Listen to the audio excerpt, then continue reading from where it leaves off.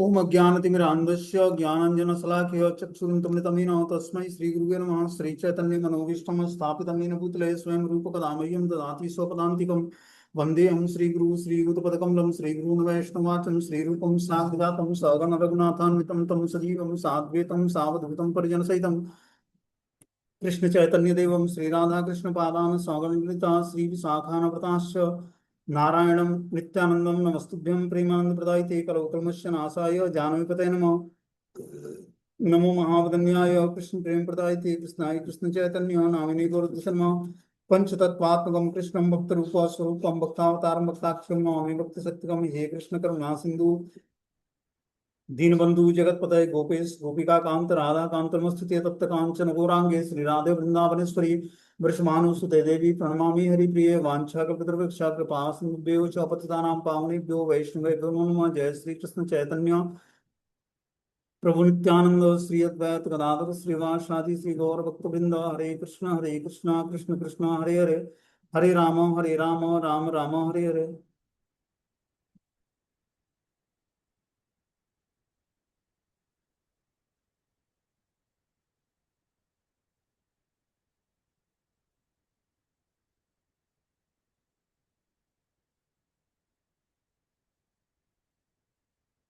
इसमें आज हम लोग को श्रीमद् भगवद गीता का अध्याय 14 श्लोक संख्या जो है 20 नंबर पढ़ना है। बोलते हैं गुणानेता तृतीय त्रिदेह देह समुद्भवान जन्म मृत्यु जरा दुखे विमुक्तो अमृत मस्तुते। जब देहधारी जीव भौतिक शरीर से संबद्ध इन तीन गुणों को लांघने में समर्थ होता है तो वह जन्म मृत्यु बुढ़ापा और उनके कष्टों से मुक्त हो जाता है और इसी जीवन में अमृत का भोग कर सकता है। क्या बता रहे हैं कि जब देहधारी जीव भौतिक शरीर से संबंध इन तीनों गुणों को लांघने में समर्थ होता है तब वो जन्म मृत्यु बुढ़ापा और उनके कष्टों से मुक्त हो जाता है। जब देहधारी जीव भौतिक शरीर से संबंध इन तीनों गुणों को लांघने में समर्थ है, मतलब प्रकृति के तीन गुणों से मिलकर हमारे सारे भौतिक शरीर कार्य करते हैं। तीन गुणों के टच में आने से भौतिक शरीर जिस गुणों की प्रधानता उसी तरह की उसकी एक्टिविटी होती है। तो बता रहे हैं कि जब देहधारी जीव भौतिक शरीर से संबंध इन तीनों गुणों को लांघने में समर्थ होता है तब वो जन्म बुढ़ापा और उनके कष्टों से, प्रकृति के तीन गुणों के अंतर्गत ही हमारा भौतिक शरीर कार्य करता है। तीन गुणों के स्वभाव के अनुसार जिस गुणों की प्रधानता होती है उसी तरह की हमारी एक्टिविटी होती है। और इस प्रकार जब हम तीनों गुणों को लांघने में समर्थ होते हैं तब हम जन्म मृत्यु बुढ़ापा और कष्टों से मुक्त हो जाते हैं और इसी जीवन में अमृत का भोग कर सकते हैं। तो प्रकृति के तीन गुणों को लांघने के लिए हमें क्या करना पड़ेगा? प्रकृति के तीन गुणों को पार करने के लिए हमें भगवान की भक्ति करनी पड़ेगी। इसी जीवन में ये जीवन ही हमारा अमृत तुल्य हो जाएगा। देखो क्या भगवान ने साइंस बताया है। और कौन इस ज्ञान को सीखता समझता है? कोई सीखता है? कोई सुनना चाहता है भगवत गीता के ज्ञान को? लोगों को लगता है कि धन कमाकर अच्छा एजुकेशन इकट्ठा करके हम सुखी हो जाएंगे। लेकिन हम सबको अनुभव अनुभव होगा कि जितना ही हम इस भौतिक संसार में भौतिक चीजों को प्राप्त करने के लिए, चाहे वो क्वालिफिकेशन है, भौतिक योग्यता है, या भौतिक वस्तुएं प्राप्त करने के लिए हम जितना ही संघर्ष करते हैं उतना ही हमारा जीवन जटिल होता जाता है। यहाँ क्या बताना है कि आप अगर जो प्रकृति के तीन गुणों से छूट जाते हो, लांग जाते हो उसको, तो आप जन्म मृत्यु बुढ़ापा के कष्टों से मुक्त होकर और जीवन के अमृत तुल्य भोग को प्राप्त करो। जिस अमृत को प्राप्त करने के लिए पूरा जीवन व्यक्ति लगा देता है वो बस प्रकृति के तीन गुणों को लांग कर व्यक्ति प्राप्त कर सकता है। और प्रकृति के तीन गुणों से छूटने के लिए क्या करना पड़ेगा? उसको भगवान की भक्ति करनी पड़ेगी। और जो ये श्लोक व्यक्ति सुन ले तो भौतिक संसार में वो पढ़ाई लिखाई छोड़ देगा, भौतिक संसार में वो काम करना छोड़ देगा। बस मात्र एक श्लोक ये है श्रीमद् भगवत गीता अध्याय 14 श्लोक संख्या 20 नंबर। अपने जीवन को अमृत तुल्य बनाने के लिए तो हम सारा प्रयास कर रहे हैं। सारा प्रयास इसीलिए तो हो रहा है, अच्छा एजुकेशन इकट्ठा कर रहे हैं, अच्छी सैलरी पर जॉब मिल जाए, ठीक है ना, अच्छी सेवाएं, मतलब अच्छे तरीके से हम जॉब कर पाए और अच्छी फैसिलिटी अब घर में ले आए कि जिससे हमें भोग की सुविधाएं मिलती रहे, स्वर्ग जैसा आनंद घर में वातावरण बना रहे। इसी के लिए तो आदमी प्रयास कर रहा है। और यहाँ बता रहे कि जब देहधारी जीव भौतिक शरीर से संबंधित इन तीनों गुणों को लांघने में समर्थ होता है, तब वो जन्म मृत्यु बुढ़ापा के कष्टों से मुक्त होकर और इसी जीवन में अमृत का भोग कर पाता है। ये जीवन ही हमारा अमृत तुल्य हो जाएगा। कब? जब हम प्रकृति के तीन गुणों से छूट जाएंगे। और प्रकृति के तीन गुणों से छूटने के लिए भौतिक उपलब्धि नहीं चाहिए। प्रकृति के तीन गुणों से छूटने के लिए हमें आध्यात्मिक उपलब्धि चाहिए। आध्यात्मिक उपलब्धि तभी आएगा जब हम अध्यात्म को समझेंगे। अध्यात्म को समझने के लिए भगवान की भक्ति करनी पड़ेगी। अब भगवान की भक्ति शुरू होती है श्रवणम से। जब हम भगवान के बारे में सुनते हैं तब हम कीर्तनम कर पाते हैं। बिना सुने हुए हमारा कीर्तन नहीं। तो इस प्रकार सब चीजों का निचोड़ क्या निकला कि भगवत भक्ति करना ही जीवन की वास्तविकता है, वास्तविकता सार है। और भक्ति करके ही व्यक्ति अपने जीवन को अमृत तुल्य बना सकता है, और कोई दूसरा उपाय नहीं।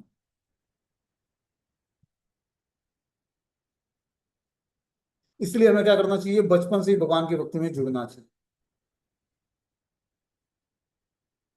और विश्वास नहीं होगा व्यक्ति को कि भौतिक उपलब्धि ठीक है, हमें एजुकेशन लेना है, पढ़ाई लिखाई करनी है, जॉब भी करनी है, लेकिन जिन चीजों से हमारे आध्यात्मिक जीवन में जटिलता उत्पन्न हो, ऐसा न तो एजुकेशन लेना है, न ऐसा जॉब करना है, न ऐसे पारिवारिक जीवन को स्वीकार करना है। क्योंकि जीवन बहुत ही रेयर मिला है, और जो भी हम एक्टिविटी करेंगे उससे हमारी भक्ति में जीवन प्रभावित होगा। भक्ति में जीवन को मेंटेन करने के लिए हमें सेक्रीफाइस करना पड़ता है, समझौता करना पड़ता है। अगर हम भौतिक चेतना से आध्यात्मिक चीजों को समझने का प्रयास करेंगे तब हम सक्सेस नहीं होंगे। खुद भी सक्सेस नहीं होंगे और आश्रित जीव भी हमारे ज्ञान से सफलता प्राप्त नहीं करेगा। इसीलिए आध्यात्मिक जीवन में आध्यात्मिक दृष्टिकोण वाले व्यक्ति से सलाह लेनी चाहिए और उनके दिए हुए आदेश का एज इट इज पालन करना चाहिए। तब जाकर हमारा पारिवारिक जीवन सुखमय होगा। एक जो हमारे मेंटर थे, उनके पास एक बिजनेसमैन आया करता था। तो बिजनेसमैन अच्छा बिजनेसमैन था, उसका ऑटोमोबाइल का वो था, वो डीलिंग ट्रेडिंग करता था। ऑटोमोबाइल मतलब कार एसेसरीज और ये सारी चीजों का। तो एक बार अपनी बिटिया को लेकर मंदिर में आया। 12वीं क्लास पास हो गई कि अब हमारी बिटिया जो है डॉक्टरी की पढ़ाई करनी चाहती है। तो ले आकर बात किया उनसे। तो प्रभु जी ने बोला कि आप माला भी किया करो और आध्यात्मिक जीवन में हमारे जो है आईजीएफ मतलब लड़कियों के लिए क्लासेज होते हैं हफ्ते में एक बार, उसको भी ज्वाइन करो और अपनी भौतिक पढ़ाई भी पढ़ते रहो। कोई दिक्कत नहीं है, आप और जो मेडिकल लाइन में जाना चाहते हो तो अच्छी बात है। लेकिन वो मेडिकल लाइन उनसे आदेश तो लिया लेकिन उसने स्वीकार नहीं किया।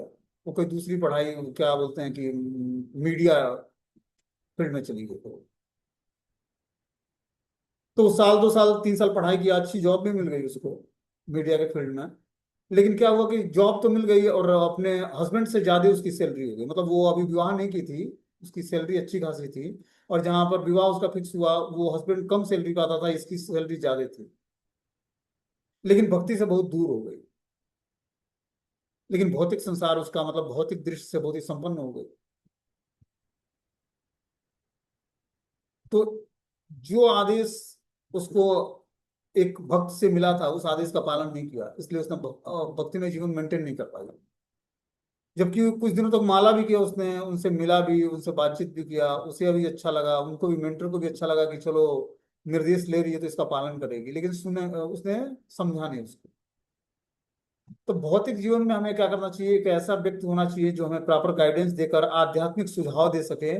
और उस सुझाव को अगर जो हम स्वीकार करेंगे तो हमारा भक्ति में जीवन मेंटेन रहेगा। अब बिना भक्ति में जीवन मेंटेन किए हुए हम करोड़ों रुपए मंथली कमा लें, लेकिन जीवन में सुख नहीं मिलेगा। पैसा तो बहुत आएगा लेकिन जीवन में सुख नहीं आएगा। जीवन में सुख आने के लिए, आनंद लेने के लिए परम पिता परमात्मा से जुड़ना पड़ेगा। तो वो हस्बैंड वाइफ दोनों काम तो करते हैं सब, और लाखों रुपए का इनकम भी है महीने में। उसका गाजियाबाद में मैरिज भी हो गया। लेकिन क्या हुआ? संपन्नता तो हो गई भौतिक दृष्टि से, लेकिन आध्यात्मिकता का कुछ हाथ नहीं लगा।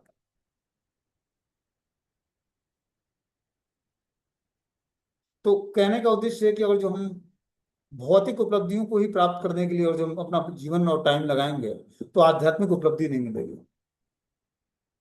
और बिना आध्यात्मिक उपलब्धि मिले हुए हम कभी भी सुकून भरा जीवन नहीं जी पाएंगे। ये पूरा प्रमाणिक है बात।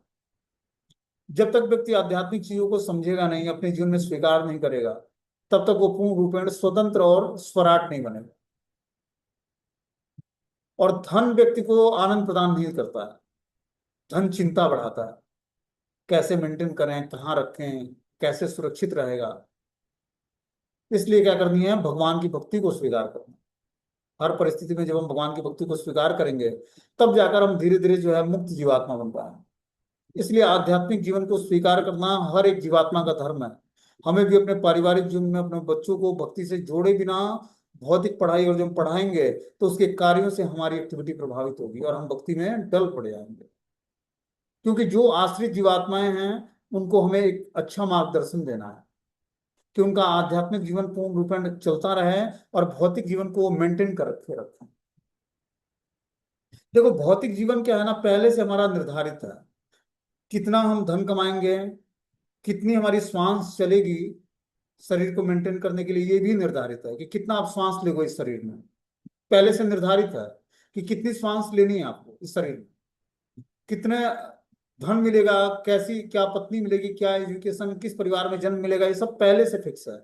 इसको आपको परिश्रम करके पाने की ज्यादा इच्छा नहीं करनी है या बहुत ज्यादा परिश्रम नहीं करना है, भाग्य के अनुसार ही मिलेगा। कितने लोग आईआईटी एमटेक कर करके और जो है 10,000 रुपये में नौकरी करते हैं, और एक आर्ट साइंस से पढ़ा हुआ व्यक्ति जो है डीएम बन जाता है और लाखों रुपए सैलरी होती है उसकी, पोस्ट भी हाईएस्ट होता है और सैलरी भी हाईएस्ट होती है। भाग्य है उसका, उसका मेहनत है। और कई व्यक्ति एमटेक आईआईटी और कहाँ कहाँ से, रुड़की और कहाँ कहाँ से एमएससी एमटेक कर करके और जो है 10,000 रुपये में इंजीनियर की नौकरी करते हैं। तो ये सब चीजें पहले से भाग्य में फिक्स है कि कितना आप धन कमाओगे, क्या जॉब करोगे, कैसा आपका जीवन होगा। ये सब चीजें आप देखोगे, ज्योतिष शास्त्र सब कुछ बताता है कि कैसी ग्रह दशा से कब क्या परिस्थिति वो होती है, बनती है और बिगड़ती है। लेकिन इसके अलावा एक अलग चीज है, अलग ज्ञान। क्या? वेदों का ज्ञान, जो धर्म अर्थ काम और मोक्ष है। जब हम पंचम पुरुषार्थ भगवान की भक्ति को स्वीकार करते हैं, तो ये क्या करता है, हमारे धर्म को, हमारे अर्थ को, हमारे कामनाओं को, हमारे मोक्ष के मार्ग को प्रशस्त करता है। वो व्यक्ति धर्म में स्थित हो जाएगा अगर जो भगवान का भजन करता है, गुरु का आश्रय लिया हुआ है, तो निश्चित रूप से अपने धर्म में स्थिर हो। किस वर्ण और किस आश्रम में है, ऑटोमेटिक ये हरे कृष्ण मंत्र और गुरु कृपा उसको फिट कर देगी कि उसको किस वर्ण और किस आश्रम में फिट होना। ये गुरु कृपा का कार्य है। जैसे ही वो धर्म में फिट होगा, धर्मम तो साक्षात भगवत प्रणीतम, धर्म वही है जो भगवान बोलते हैं। तो भगवान क्या बोलते हैं कि तुम गुरु पादाश्रय लो और मेरा जो महामंत्र है उसका जाप करो। तो जब जीवात्मा गुरु पादाश्रय ग्रहण करके महामंत्र का जाप करता है, तो अपने धर्म में स्थिर, किस वर्ण और किस आश्रम में वो फिट बैठेगा, ऑटोमेटिक ये मंत्र आपको उस वर्ण और उस आश्रम में फिट कर देगा। जैसे ही आप धर्म में स्थिर हुए, वैसे ही आपका अर्थ का स्रोत, मतलब इनकम का स्रोत आपका पवित्र हो जाएगा। आप ब्राह्मण धर्म में स्थित हुए हैं, गृहस्थ ब्राह्मण या ब्रह्मचारी ब्राह्मण या सन्यासी, जिस भी वर्ण और जिस भी आश्रम में फिट हुए हैं, उस वर्ण और आश्रम में फिट करके आपको, और फिर आपका इनकम का स्रोत पवित्र कर देगा। देखो क्या क्या मंत्र करता है। अब ये प्रथम चरण है इसका। महामंत्र क्या देने वाला है, ये तो अभी हम जब बताने लगेंगे तो कई दिन बीत जाएगा, उसका अंत नहीं हो। ये व्यक्ति टूटा फूटा नाम जब करता है, गुरु आश्रय ले लिया, अभी मंत्र उतना परफेक्शन के साथ नहीं जपता है, तब तक उसका धर्म अर्थ काम और मोक्ष रेगुलेट हो जाएगा। शुद्ध नाम लेते ही तो उसको भगवत स्मरण होते ही भगवान के नाम रूप गुण लीलाओं का प्राकट्य होने लगेगा उसके हृदय में। और जब पवित्र भजन करने लगेगा, तो गोलोकेर प्रेम धन हरिनाम संकीर्तन, गोलोक का प्रेम धन उसके हृदय में प्रकट हो जाएगा। क्या ये महामंत्र देने वाला है। जैसे ही वो धर्म में स्थिर हुआ, वैसे उसका अर्थ मतलब इनकम का स्रोत पवित्र, किस इनकम को कर कर उसका अब उसको जीवन में पाप नहीं जनरेट होगा, वो परफेक्ट उसके जीवन में ऐसी घटनाएं होने लगी, वो ऑटोमेटिक ही स्वाभाविक रूप से अच्छे कर्मों की तरफ प्रोग्रेस करने लगेगा। देखो भौतिक एजुकेशन का कुछ लेना देना नहीं है इससे। धर्म रेगुलेट हुआ, अर्थ रेगुलेट हो गया। अर्थ के रेगुलेट होते ही उसकी कामनाएं पवित्र हो जाएंगी। उसको उसकी कामनाएं पवित्र होने का मतलब है उसकी जो भी इच्छाएं हैं वो बिल्कुल शुद्ध हो जाएगा, पवित्र हो जाएगा, भगवान के भाव में हो जाएगा। और तब उसका मुक्ति का मार्ग खुलेगा। मुक्ति मतलब अपने समस्त पाप कर्मों से, अब इस जीवन में उसका पाप करने का जो उसका नेचर है वो समाप्त हो गया, क्योंकि उसका धर्म अर्थ काम रेगुलेट हो गया। अब उसके पूर्व जन्म के जो पाप कर्म हैं वो समाप्त होने लगे इस महामंत्र से, और फिर जाकर पंचम पुरुषार्थ भगवान की भक्ति को प्राप्त कर लेगा। यह है महामंत्र का स्वरूप। देखो ये महामंत्र किस तरह व्यक्ति के जीवन को बदलता है। और एक भौतिक एजुकेशन धारण करके जो है क्या क्या और कितने टाइम और कितने पैसे और कितने समय को लगाकर व्यक्ति पढ़ाई करता है, लेकिन हम सबको पता है कि हाथ क्या लगता है। लेकिन उसी टाइम को अगर जो भगवान की भक्ति से जोड़कर और अपने भौतिक क्वालिफिकेशन को भी अगर जो करता है, पढ़ाई करता है, तो क्या होगा, धीरे धीरे वो आध्यात्मिक प्रोग्रेस भी करेगा। उसका धर्म अर्थ काम मोक्ष भी रेगुलेट होगा, और पंचम पुरुषार्थ भक्ति भी प्रदान करेंगे भगवान उसको। ये इंपॉर्टेंट है, इंपॉर्टेंस है गुरु का आश्रय लेना और नाम जप करने का। और ये जो बदलाव आएगा इसके बारे में आपने कभी चिंता भी सोचा भी नहीं होगा कि हमारे जीवन में ऐसा बदलाव कैसे आ गया। ज्योतिष शास्त्र भी हैरान हो जाएगा कि इसके जीवन में तो ये चीजें मिलनी ही नहीं थी, इसको मिल कैसे गया। ये है भगवान की भक्ति, बिल्कुल चमत्कार ही चमत्कार है इसमें। ये महामंत्र जो है चमत्कार का ही स्वरूप है, बिल्कुल जीवन को परिवर्तित करने वाला है व्यक्ति को। बस विश्वास के साथ भजन कर ले इसका, हरे कृष्ण कृष्ण कृष्ण हरे हरे, हरे राम राम राम हो। बस विश्वास के साथ भजन कर ले, क्या उसको जीवन प्रदान करने वाला है ये, वो कभी सोचा भी नहीं होगा।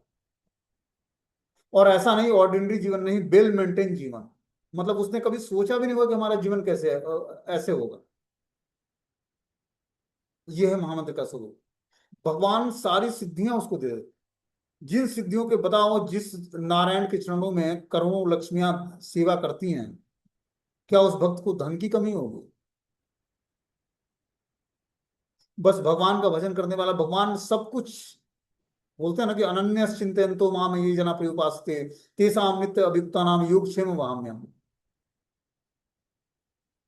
खुद आकर भगवान योगक्षेम का वहन करता है। इस बात पर जल्दी विश्वास नहीं होगा जब तक व्यक्ति जो है ब्राह्मण की दिव्य क्वालिटी क्वालिटी धारण नहीं करेगा, वैष्णव नहीं बनेगा, तब तक उसको खुद अपने पर विश्वास नहीं होगा। भगवान पर विश्वास करना तो छोड़ दो। तब तक उसको अपने योग्यता पर, अपने क्वालिफिकेशन पर, अपने शक्ति पर भरोसा होगा कि मैं सब कुछ करने में समर्थ हूँ, मेरे अंदर योग्यता है, मैं पढ़ा लिखा हूँ, मेरे अंदर टैलेंट है, मैं सब कुछ करने में समर्थ हूँ। तब तक वो भगवान की शक्तियों को, के सामर्थ्य को नहीं जानता है। भगवान की शक्तियों के सामर्थ्य को जानने के लिए क्या करना पड़ेगा, श्रद्धा शब्दे विश्वास के लिए सुदृढ़ निश्चय कि कृष्ण भक्ति के लिए सर्वकर्म कृत है। ये स्थिति प्राप्त करनी पड़ेगी कि कृष्ण भक्ति करने से समस्त कर्म हमारे पूर्ण हो जाए, कृत्य हो जाए, संपन्न हो जाए, तब जाकर वो स्थिति प्राप्त करेगा। इसलिए बहुत ही आवश्यक है कि हम जब भक्ति करके समझेंगे, तभी हम अगले व्यक्ति को भक्त बना पाएंगे, तभी हम अपने परिवार को मोल्ड कर पाएंगे भक्ति की तरफ। और जो हम नहीं कर पा रहे हैं, इसका मतलब हमारे अंदर कमी है कि हमारे पास उचित सलाहकार नहीं है जिससे हम उचित सलाह लेकर अपने जीवन को क्या करें, भक्तिमय जीवन की तरफ मोल्ड करें। जीवन में सलाहकार का होना बहुत ही आवश्यक है। कैसे सलाहकार का, जो हमें आध्यात्मिक शिक्षा देकर, आध्यात्मिक सलाह देकर हमारे जीवन को मोल्ड कर सके भगवान के श्री चरणों में। तब हम, हमारा भगवत धाम जाना हमारा निश्चित हो पाएगा। क्योंकि देखो पारिवारिक जीवन में जो हमारे आश्रित जन हैं, उनको अगर जो हमें भगवान की भक्ति से नहीं जोड़ा, तो उनके सारे कर्मों का रिएक्शन खुद भोगना पड़ेगा। इसलिए पारिवारिक जीवन में प्रोग्रेस नहीं होता। नाम भजन तो होगा, लेकिन कर्मों के बंधनों से मुक्त नहीं हो पाओगे। वो सारा नाम भजन कर्म बंधन को काटने में चला जाएगा। हाँ, जब तक कर्म बंधन नहीं कटेंगे तब तक भगवान का प्रेम में भक्ति प्राप्त नहीं होगी, चाहे वो इस जीवन में कटित हो या कई जीवन लगे। इसीलिए कर्मों के बंधन को काटने के लिए क्या बोलते हैं भगवान, कि तीव्रता से भगवान का भजन करो और सबकी सेवा दृढ़ता पूर्वक करो। जान छुड़ाकर भागने से काम नहीं चलेगा, उसको स्वीकार करके उनकी सेवा करके और तीव्रता से भगवान का भजन करके ही हम उस समस्त ऋणों से मुक्त हो सकते हैं, और कोई दूसरा उपाय नहीं है। मन बुद्धि को समझाने से कार्य नहीं चलेगा। जो हमारे कर्म बंधन है उसको भोगने के लिए क्या करना पड़ेगा, सबकी तीव्रता से सेवा दृढ़ता पूर्वक और तीव्रता से नाम भजन। तब जो कर्म बंधन हमारा कटित होगा नाम भजन से और दृढ़ता पूर्वक सेवा से, आप निश्चित रूप से धीरे धीरे मुक्त जीवात्मा बन जाओगे। आज समस्त चिंताओं से भगवान आपको अलग उठा लेंगे। ये है भगवान की भक्ति।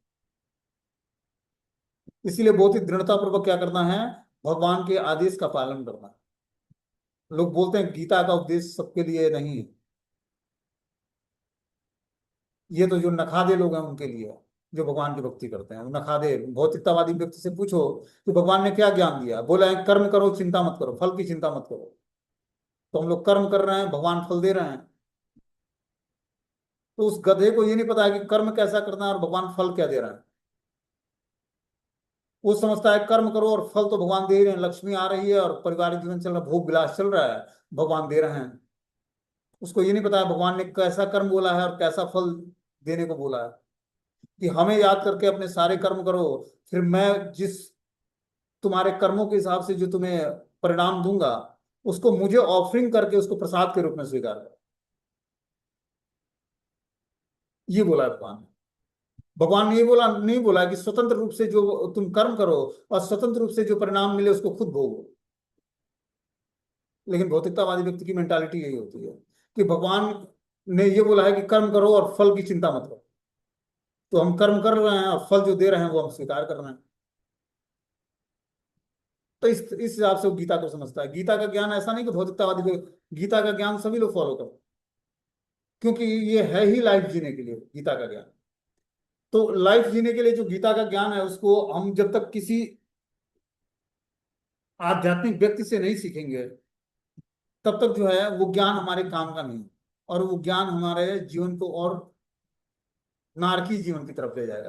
क्योंकि अपनी मेंटालिटी से भगवत गीता के ज्ञान को हम सीख नहीं सकते। जब तक हम तीव्रता से भगवान का भजन नहीं करेंगे तब तक भगवान बुद्धि योग नहीं, उसको बुद्धि प्रदान नहीं करेंगे।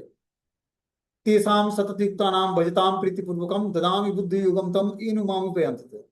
कि सतताम सततम कीर्तयन्तो माम, जो व्यक्ति निरंतर भगवान का कीर्तन करता है, सततम कीर्तयन्तो माम ये जना प्रयुपासते, इस तरह जब वो उपासना को स्वीकार करता है तब भगवान तेषाम नित्य युक्तानाम योग क्या बोलते हैं, तब मैं उसको बुद्धि प्रदान करता हूँ। ददामी बुद्धि योगम तम, कि मेरे पास वो कैसे आ पाए।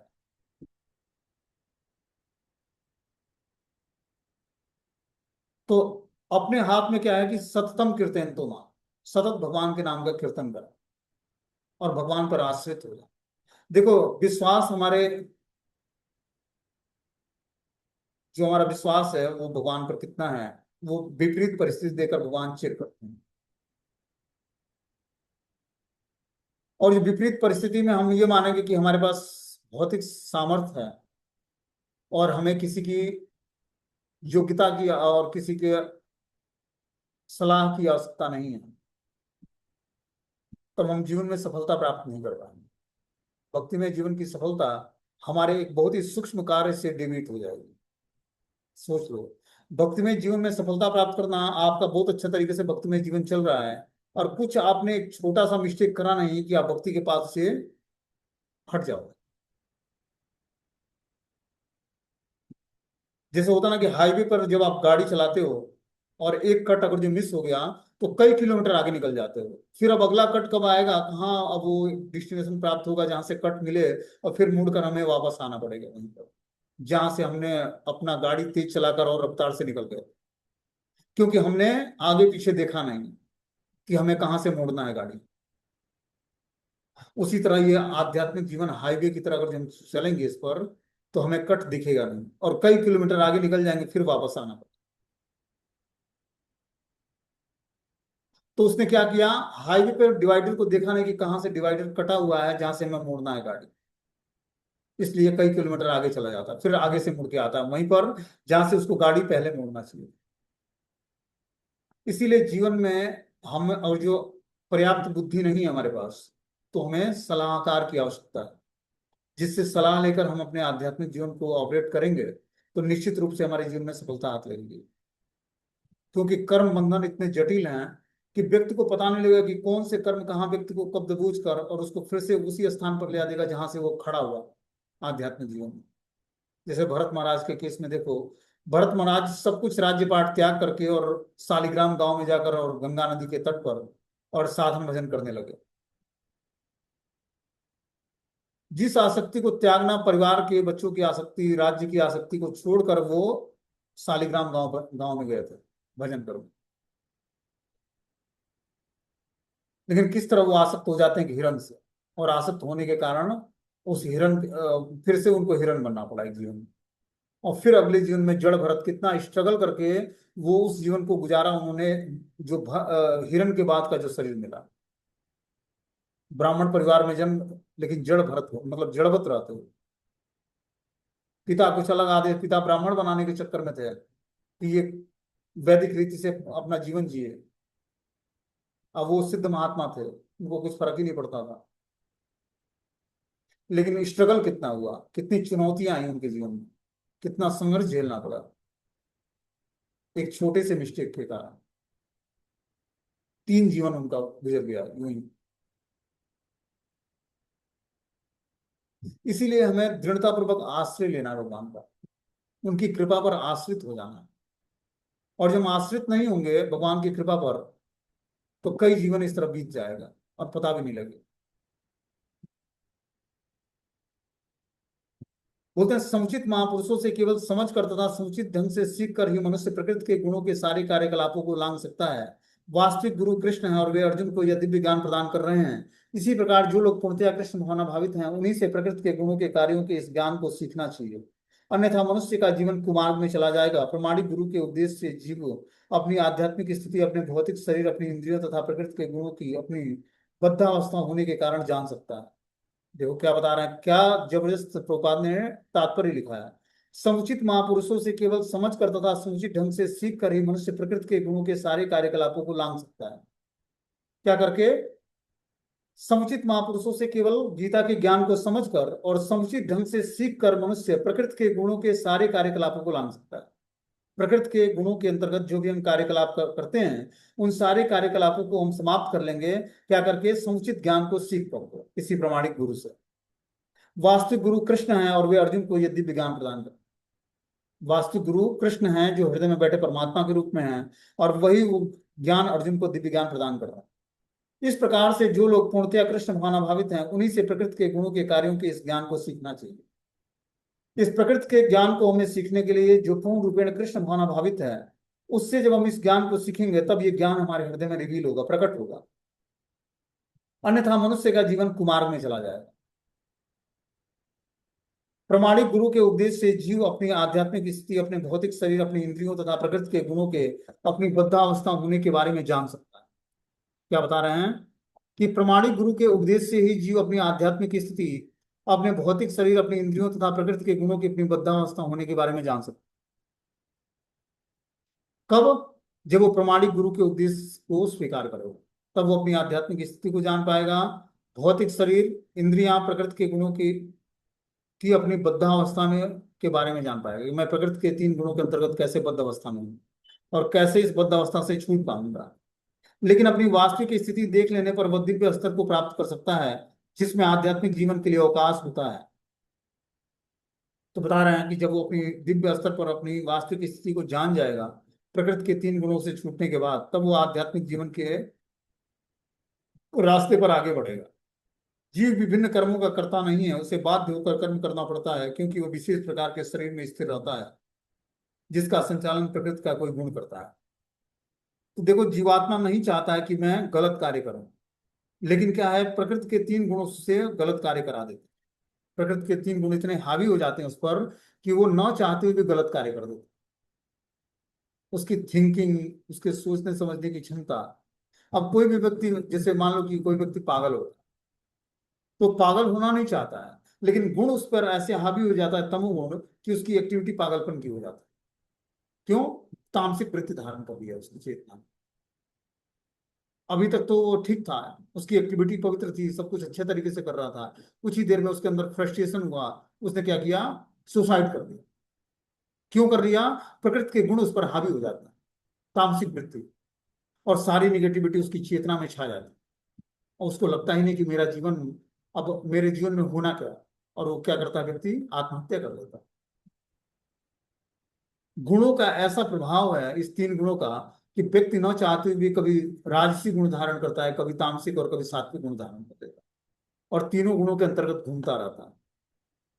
कभी प्रसन्न रहता है, कभी दुखी रहता है, कभी सुखी और दुखी दोनों हो जाता है। क्या है? गुण उस पर हावी हो जाता है। इस प्रकार प्रकृति के तीन गुणों में उलझा जीवात्मा वास्तविक शांति को प्राप्त नहीं कर सकता है। वास्तविक शांति चाहिए तो क्या करना पड़ेगा? प्रकृति के तीन गुणों से अपने को ऊपर उठाना पड़ेगा। तीन गुणों से ऊपर उठाने के लिए क्या करना पड़ेगा?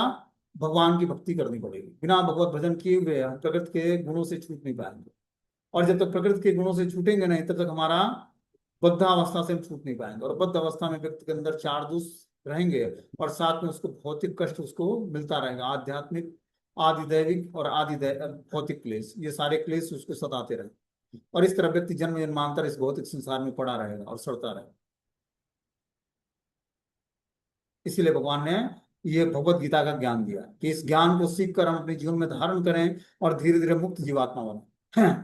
बोलते हैं, गुणानेता त्यम त्रिदेही देह समुद्भवम जन्म मृत्यु जरा दुखे विमुक्तम अमृत मस्तुते।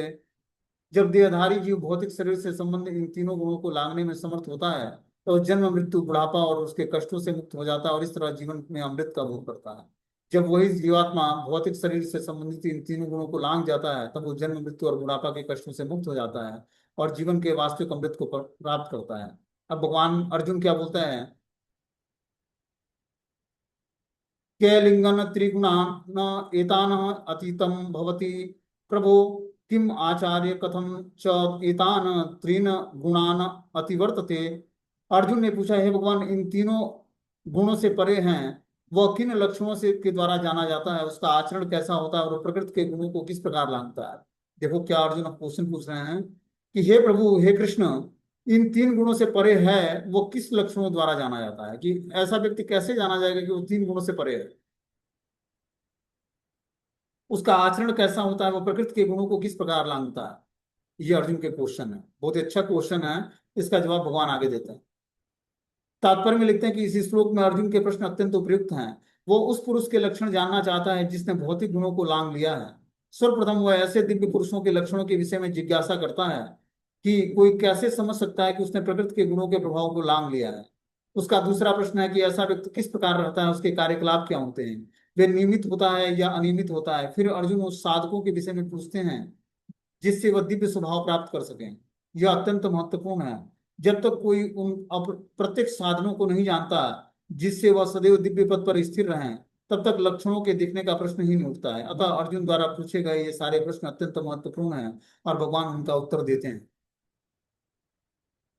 तो इस प्रकार ये अर्जुन के द्वारा क्वेश्चन पूछा जाता है। क्या अर्जुन ने ये बहुत ही अच्छा क्वेश्चन पूछा है।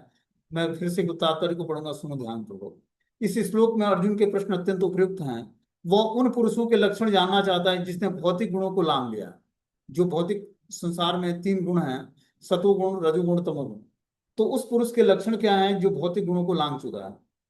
वो ऐसे दिव्य पुरुषों के लक्षणों के विषय में जिज्ञासा करता है। कोई कैसे समझ सकता है कि उसने प्रकृति के गुणों को लांघ लिया। ऐसा व्यक्ति मान लो टकर जाता है कि जो प्रकृति के तीनों गुणों को लांघ चुका है, तो उसको व्यक्ति कैसे जानेगा, कैसे पहचानेगा कि ये व्यक्ति प्रकृति के तीनों गुणों को लांघ चुका है। उसका दूसरा प्रश्न है कि ऐसा व्यक्ति किस प्रकार रहता है, उसके कार्यकलाप के हैं। जो प्रकृति के तीनों गुणों को लांघ चुका है, उसके कार्यकलाप क्या हैं, वे क्या वे नियमित होते हैं या अनियमित होते हैं। फिर अर्जुन उन साधकों के विषय में पूछता है जिससे वह दिव्य स्वभाव प्राप्त कर सके, कि कौन सा साधन है जिससे हम दिव्य स्वभाव को प्राप्त कर सकते हैं। यह अत्यंत महत्वपूर्ण है। जब तक कोई उन प्रत्यक्ष साधनों को नहीं जानता, तब तक वो सदैव दिव्य पद पर स्थिर नहीं रहेगा, जब तक लक्षणों को देखने का प्रश्न ही नहीं उठता। अतः अर्जुन द्वारा पूछे गए सारे प्रश्न अत्यंत महत्वपूर्ण है, और भगवान उनका उत्तर देते हैं। भगवान अब इसका उत्तर क्या देते हैं?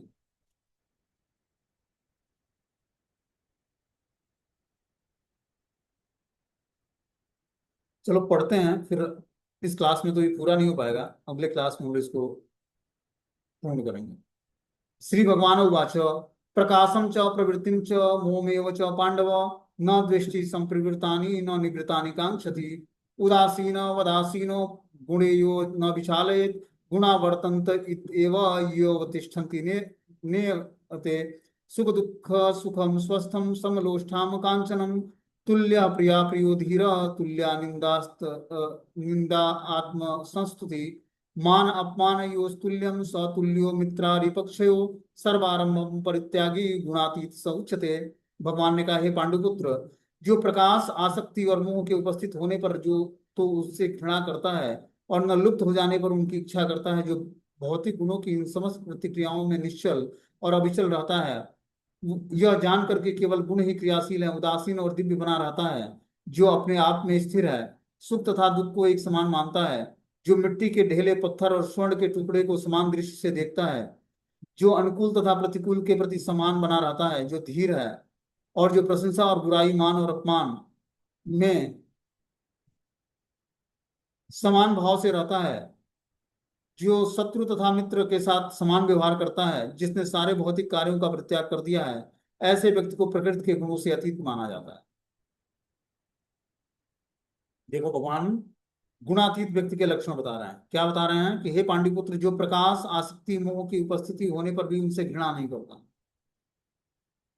न लुप्त हो जाने पर उनकी इच्छा करता है, जो भौतिक गुणों की उन समस्त प्रतिक्रियाओं में निश्चल और अविचल रहता है, यह जानकर कि केवल बस गुण ही क्रियाशील है, उदासीन और दिव्य बना रहता है, जो अपने आप में स्थिर और सुख दुख में समान रहता है, जो मिट्टी के ढेले पत्थर और स्वर्ण के टुकड़े को समान दृष्टि से देखता है, जो अनुकूल तथा प्रतिकूल के प्रति समान बना रहता है, जो धीर है, प्रशंसा और बुराई मान अपमान में समान भाव रखता है, जो शत्रु और मित्र के साथ समान व्यवहार करता है, जिसने सारे भौतिक कार्यों का परित्याग कर दिया है, ऐसे व्यक्ति को प्रकृति के गुणों से अतीत माना जाता है। तो इसको हम लोग कल विस्तार से समझेंगे, क्योंकि ये 2-4 मिनट में समाप्त होने वाला विषय नहीं है। ठीक है, हरे कृष्ण।